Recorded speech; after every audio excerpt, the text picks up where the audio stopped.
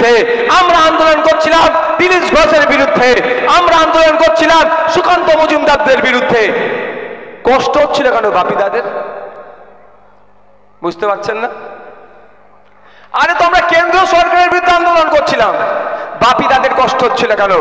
বাপিদার actually কষ্ট হওয়ার কারণ, বাপিদার দাদাকে ডায়মন্ড হারবারে এখন দাঁড়িয়েছেন, আর তার পিসিকে মমতা ব্যানার্জি। হয়তো দিল্লি থেকে ফোন চলে এসেছিল, যদি তোমার রাজ্যে বন সফল হয় তাহলে হয়তো তোমার ভাইপোকে ধরে ভরে দেবো। ওই জন্য দিদি ভাইপো ভায়া বাপিদা হয়ে এখানে বনকে সফল হতে দেয়নি। তাই বাপিদার সাথে আমাদের লড়াইটা কি? রাজনৈতিক লড়াই। আমাদের বিরুদ্ধে বাপিদারা নেমেছিল, আমাদের কৃষকদের বনকে সফল হতে দেয়নি। তাই আমরা কৃষকরাও সময়ের জবাবটা ভোটের মাধ্যমে বাপিদাকে দিয়েও দেখিয়ে দেব। তোমার হাতে পুলিশ থাকতে পারে, তোমার হাতে গুন্ডা থাকতে পারে, তোমার হাতে অস্ত্র থাকতে পারে, তোমার অবৈধ অনেক টাকা পয়সা থাকতে পারে। দেখলাম তো পেপারে নাকি কোর্টে তাকে সমন করেছে, লোকের নাকি টাকা লুটেছে। যাই করো না কেন, দিনের শেষে আমি নাগরিক, আমার হাতে ভোটের ক্ষমতা আছে। ভোটের ক্ষমতা দেখিয়ে তোমাকে আমি আমার মতো আম নাগরিক বানিয়ে দেব। হবে তো নাকি ভাই? যে বাপিদারা আমাদের কৃষকদের উপর অত্যাচার করলো, কৃষকদের স্বার্থে যারা আমরা আন্দোলন করলাম, আমাদের উপরে হামলা চালালো, সেই বাপি বাবুকে একটাও ভোট দেব না। এবার আসা যাক, আচ্ছা এখানে যারা কৃষকরা আছেন আমাদের মথুরাপুরে, সবাই যারা আছেন নির্দিষ্ট কোনো একটা ধর্মের মানুষ নাকি? হ্যাঁ বলুন, আছে নাকি? আমরা আমাদের পরিচয়, আমরা কৃষক, যার ধর্ম বর্ণ নির্বিশেষে আমরা কৃষক। আমরা কিন্তু ভুলে যাচ্ছি না বড় ফুলকেও। যে বড় ফুল সবকা সাথ সবকা বিকাশ বলে ডায়লগ দিত, এই শুভেন্দু অধিকারীরা সকাল সন্ধ্যে রাত্রি এইটাই বলে যাচ্ছে, সবকা সাথ সবকা বিকাশ। কিন্তু কি দেখছি, শুভেন্দু বাবুরা মোচকে মোচকে হাসছে। যখন বলে ওটা না, ওরা মোচকে মোচকে হাসে।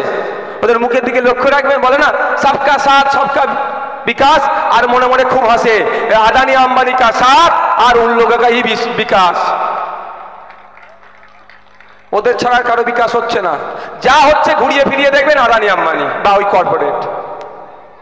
এই আদানি আম্বানি বা কর্পোরেটদের সুবিধা করার জন্য যে বিলটা নিয়ে এসেছিল কৃষকদের হবে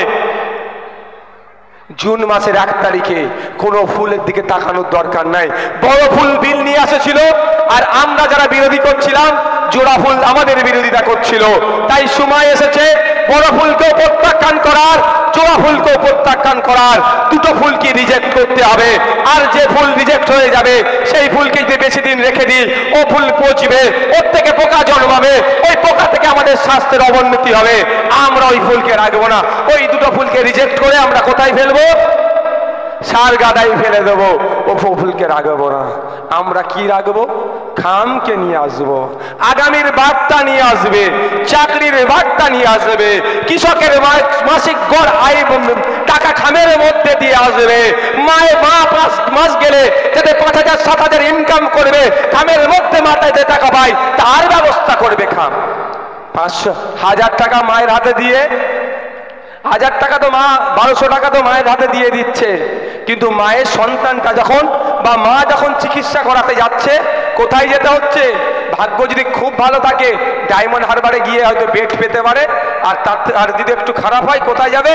কলকাতায় ছুটতে হচ্ছে। ওখানে গিয়ে মায়েরাও বেড পাচ্ছে না, বাপেরাও বেড পাচ্ছে না। ফলে আমাদের এমার্জেন্সি হয়ে যায়। কি করতে হয় তখন? বেসরকারি হসপিটালে নিয়ে যেতে হচ্ছে। 10,000, 15,000, 20,000 বিল হয়ে যাচ্ছে।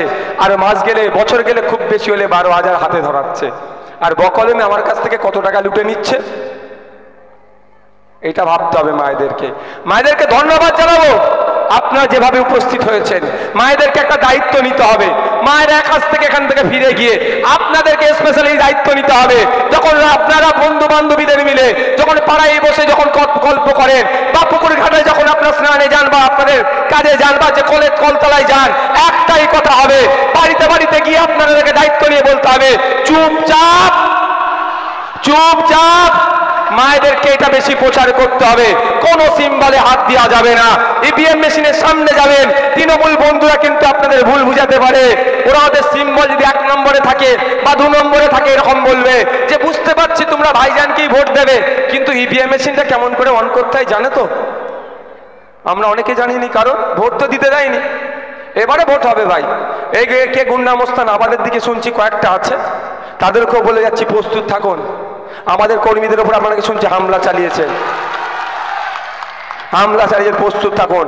আপনাদের পদ্মাদু বললে কম হবে, আপনাদের বসের বস সঞ্জেদ খালি শাহজাহান, সে আজকে জেলের ভাত খাচ্ছে, আপনি তো পাড়ার চারানার নেতা। মায়েরা এরা আপনাদেরকে ভুল বুঝাতে পারে, বাপেরাও শুনে রাখুন, বাড়ি থেকে মহিলাদের বলবেন, বাড়ি থেকে বয়স্ক লোকেদেরকে বলবেন, বোঝাবেন, খাম চিহ্নে ভোট দেওয়ার কথা বলবেন। আপনারা কি করবেন, আপনাদেরকে এটা বোঝাতে পারে গিয়ে 1 নম্বর সুইচটা টিপে মেশিন অন হবে, এটা বলতে পারে। তারপরে আপনারা খাম চিহ্নে টিপবেন, এটা বলতে পারে। একদম ওসব ভুল কাজ করবেন না। ইভিএম মেশিনের সামনে যাবেন, যদি সামনে কেউ দাঁড়িয়ে থাকে, আপনি ওখানকার যিনি প্রিসাইডিং অফিসার থাকবে বা আপনি ওখানকার দেখবেন সেন্ট্রাল ফোর্স থাকবে, চিৎকার করবেন। কি করবেন? চিৎকার করবেন, তাকে ধাক্কা দেবেন না, শুধু মুখে চিৎকার করবেন। আর অফিসারকে ডেকে বলবেন একে বাইরে বার করো, এ আমার ভোট দেখতে এসছে, আমার অধিকার আমি কাকে দেব, আমি কেন ওই সমাজ বিরোধীকে দেখাবো? ভাই বুঝতে পারছেন না? আপনারা কি করবেন? বার করিয়ে দেবেন। আমরা ব্যবস্থা করছি ইভিএম মেশিন আর আপনি যাতে থাকেন, অন্য কোনো তৃতীয় কেউ না থাকে, তার ব্যবস্থা আমরা করছি। আমাদের দায়িত্বটা ছেড়ে দিন। তারপরেও যদি ছিটকে চাটকে একটা চলে যায়, আপনারা তাদেরকে বার করে দেবেন। এবার কি করবেন? ইভিএম মেশিন আছে, আগে হাতটা পেছন দিকে রাখবেন, ভালো করে দেখে নেবেন কোথায় আছে। ইভিএম মেশিনের কাছে হাত নিয়ে যাবেন না, যখন দেখতে পাবেন খাম চিহ্ন আছে, গিয়ে কি করবেন? খাম চিহ্নটা একদম, অন্য কোনো সুইচে হাত দেওয়ার দরকার নেই, যে খাম চিহ্নতে হাত দিয়ে টিপে রাখবেন, যতক্ষণ না পিক করে আওয়াজ উঠবে ছাড়বেন না। হবে তো নাকি? আর মনে মনে বলবেন এইখান থেকে টিপছি আমার লোক দিল্লি যাবে, এখানে প্রেস করছি আমার লোক দিল্লি যাবে। আপনার লোককে দিল্লিতে পাঠাতে হবে। আপনার লোক এতদিন দিল্লি যায়নি, শুধু আপনাকে ভুল বুঝিয়ে আপনার ভোটটাকে চুরি করেছে। আপনার লোক যদি দিল্লিতে যেত, তাহলে সাগরে বা এই গঙ্গায় এখানে প্রতি বছরে এই ঝড়ে প্রাকৃতিক দুর্যোগের কারণে কি হচ্ছে, বাঁধ ভেঙে গিয়ে নোনা পানি আপনাদের চাষযোগ্য জমিতে ঢুকতো না। আমাদের লোক যদি দিল্লিতে যায়, আপনার আমার লোক অর্থাৎ জনগণের জনপ্রতিনিধি যদি দিল্লিতে যায়, সেখানে গিয়ে আওয়াজ তুললে থুতু দিয়ে আটা ছানা যাবে না। 75 বছর ধরে মথুরাপুরবাসীকে আপনারা ভুল বুঝিয়ে এসেছেন, আর হবে না। মথুরাপুরবাসীর জন্য যে উপকূলবর্তী এলাকা আছে, বিশেষ করে এলাকাবাসীর জন্য কংক্রিটের বাঁধ নির্মাণ করতে হবে, এই আওয়াজ তুলবে। সিমেন্টের বাঁধ নির্মাণের জন্য আওয়াজ তুলবে, এবং সেটা যাতে সম্পূর্ণ করা যায় তিনি তার সর্বোচ্চ দিয়ে লড়াই করবে। যদি আপনার লোককে পার্লামেন্টে পাঠান, সেখানে গিয়ে আওয়াজ তুলবে। আপনারা বলেন সংখ্যালঘুদেরকে ভালোবাসি, আপনারা বলেন দলিতদের ভালোবাসি, আপনারা বলেন আদিবাসীদের ভালোবাসি, আদিবাসীদের যে স্বাভাবিক অধিকার, জলজমি জঙ্গলের অধিকার, কেন সেটা হরণ করা হচ্ছে? অবিলম্বে বন্ধ করে স্বাভাবিক অধিকার আদিবাসীদের ফিরিয়ে দেওয়া হোক, 5th শিডিউল ইমপ্লিমেন্ট হোক, ফরেস্ট রাইট অ্যাক্ট তাদেরকে বুঝিয়ে দেওয়া হোক, এই আওয়াজ তুলবে। পার্লামেন্টে গিয়ে কি কথা বলবে? দলিত ভাইদেরকে খুব ভালোবাসে বলছে, কিন্তু দুঃখের বিষয় আমার তোমার দলিত ভাইদের কোটায় যে চাকরি আছে সেইগুলো লুট হয়ে যাচ্ছে, বলার লোক খুঁজে পাচ্ছে না, আমরাও পাচ্ছি না। তাই দেশের আইনসভার মধ্যে বলার লোক পাঠাতে হবে। ঠিক যেভাবে ভাঙড়ের মা বাপ ভাই বোনেরা বিজেপি তৃণমূলের বাইনারিকে ভেঙে আমার পক্ষে ভোট দিয়েছিল, রাম চিহ্নের পক্ষে ভোট দিয়েছিল, সংযুক্ত মোর্চার পক্ষে নওশাদ সিদ্দিকীকে পাঠিয়েছিল, আমি বিধানসভার মধ্যে গিয়ে একদিকে দলিত, একদিকে আদিবাসী, একদিকে সংখ্যালঘু মুসলিম থেকে শুরু করে পিছিয়ে বর্গ থেকে শুরু করে সমাজের সমস্ত শ্রেণীর মানুষের হয়ে বলিষ্ঠ কণ্ঠ হয়ে সেখানে আওয়াজ তুলছি। এই আওয়াজটা শুধু কলকাতার বিধানসভার মধ্যে আমরা থামিয়ে রাখতে চাই না, এই আওয়াজটাকে আমরা দেশের আইনসভার মধ্যে তথা পার্লামেন্টের মধ্যেও পাঠাতে চাইছি। একদিকে নওশাদ সিদ্দিকী রাজ্যের আইনসভার মধ্যে আওয়াজ তুলবে, অপরদিকে অধ্যাপক অজয় কুমার দাস দেশের আইনসভার মধ্যে আওয়াজ তুলবে।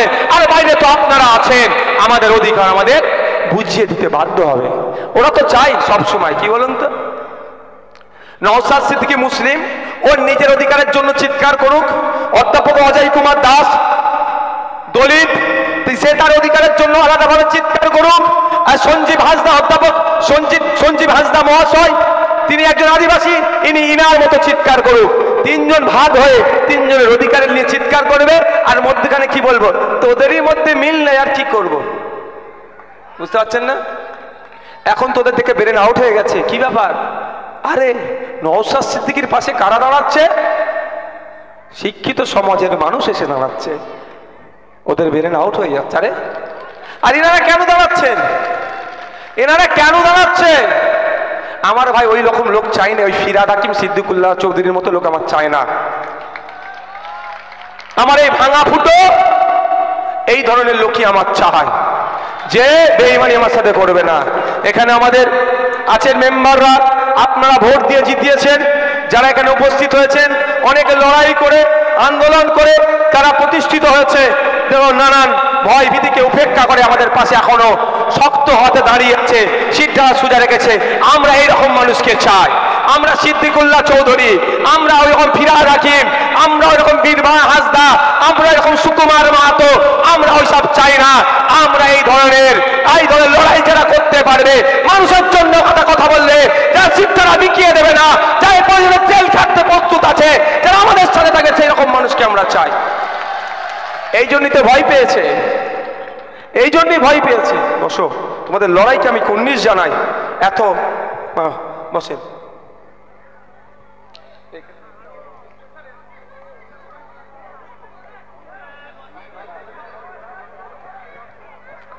মাইকটা বলতে বলতো বাইরের মাইকটা। আমরা এই ধরনের মানুষকে চাই। তাই আপনাদের বলবো, রাত হয়ে আসছে, আমি আর বক্তব্য দেবো না। চেয়ার দাও, ওনাকে চেয়ার দাও। আমি আর বক্তব্য দীর্ঘায়িত করবো না। আর 2 থেকে 4 মিনিট নেবো, অসুবিধা হবে আপনাদের? আপনারা একটু দায়িত্ব নিয়ে বাড়িতে বাড়িতে গিয়ে, পাড়ায় পাড়ায় গিয়ে, এলাকায় এলাকায় গিয়ে, এখানে তো মনে হয় প্রায় 1000-1000 মানুষ আপনারা উপস্থিত হয়েছেন ভাই, আরো বেশি তো কম নয়, 1000-1000-এর উপরে মানুষ উপস্থিত হয়েছেন। যদি আপনারা দায়িত্ব নেন, আমি বুঝতে পারছি, এবং আমার মথুরাপুরের যে ডেটা আমাদের কাছে এসে পৌঁছেছে, অলরেডি আমাদের প্রার্থী প্রায় 4 থেকে 5 লক্ষ মানুষের কাছে পৌঁছে গিয়েছে, আমাদের বার্তা পৌঁছে গিয়েছে। আপনারা যদি একটু দায়িত্ব নিয়ে, এই 1000-1000 মানুষের উপরে যারা আছেন, 10টা করে মানুষকে যদি বুঝিয়ে ইন্ডিয়ান সেকুলার ফ্রন্টের পক্ষে ভোটটা নিয়ে আসতে পারেন, এখান থেকে আমরা 1 লক্ষ ভোট পাবো, এবং সহজেই প্রত্যেকটা রাজনৈতিকবার যারা আছে তাদেরকে হারিয়ে আমরা পার্লামেন্টে যাব। হবে তো নাকি? মায়েরা কলতলায় যখন যাবেন, মায়েরা যখন বিভিন্ন কাজে থাকবেন, বাড়িতে বাড়িতে গিয়ে অন্যান্য মায়েরা যারা আজকে এখানে এসে উপস্থিত হতে পারেনি, তাদেরকে খামচিতে ভোট দেওয়ার জন্য উৎসাহিত করবেন তো নাকি? মায়েরা করবেন তো? বাপেরা যারা আছেন সকলে এখানে উপস্থিত হতে পারেনি, ব্যবসা বাণিজ্য আছে, দিন আনে দিন খায়, কেউ ওই যিনি প্রার্থী আছেন এই ধরনের অভিযোগ আমাদের কোনো সাধারণ মানুষের কাছে নাই যে জনগণের টাকা নাকি ছেড়ে দিয়েছে। আমাদের মানুষেরা সকালে উঠে মাঠে যায়, সন্ধ্যায় মাঠ থেকে ফিরে, সকালে উঠে ধান নিয়ে বাজারে যায়, সারাদিন খেটে সন্ধ্যায় ফিরে। আমরা অর্থনৈতিকভাবে দুর্বল হলেও আমাদের মনে কোনো পাপ নাই, আমাদের মনটা পরিষ্কার আছে। হয়তো অনেকে সারাদিন কষ্ট করে ক্লান্ত হয়ে গেছে, তারা এসে পৌঁছাতে পারেনি, কিন্তু তাদের কাছে আমাদের এই বার্তাটা পৌঁছে দিতে হবে। তারাও আমাদের ভালোবাসার মানুষ। এখান থেকে 10,000 মানুষ যদি 10টা করে মানুষের দায়িত্ব নেন, তাহলে 1 লক্ষ মানুষের কাছে খামচিহ্নের বার্তাটা কিন্তু পৌঁছে যাবে। হবে তো নাকি ভাই? হবে তো? হবে তো ভাই? শেষ করছি, তার আগে একটা কথা আপনাদের কাছে অনুরোধ করছি। এখন অনেক কথা বললাম, দিনের শেষে আপনারা প্রতিবেশী এটা মাথায় রেখে রাজনীতি করবেন। আপনারা আমাদের শুভাকাঙ্ক্ষী, ভালোবাসার মানুষ। যারা এসেছেন প্রত্যেককে ধন্যবাদ জানাই, প্রশাসন বন্ধুদেরকে ধন্যবাদ জানাই, আমার মিডিয়ার বন্ধুদেরকে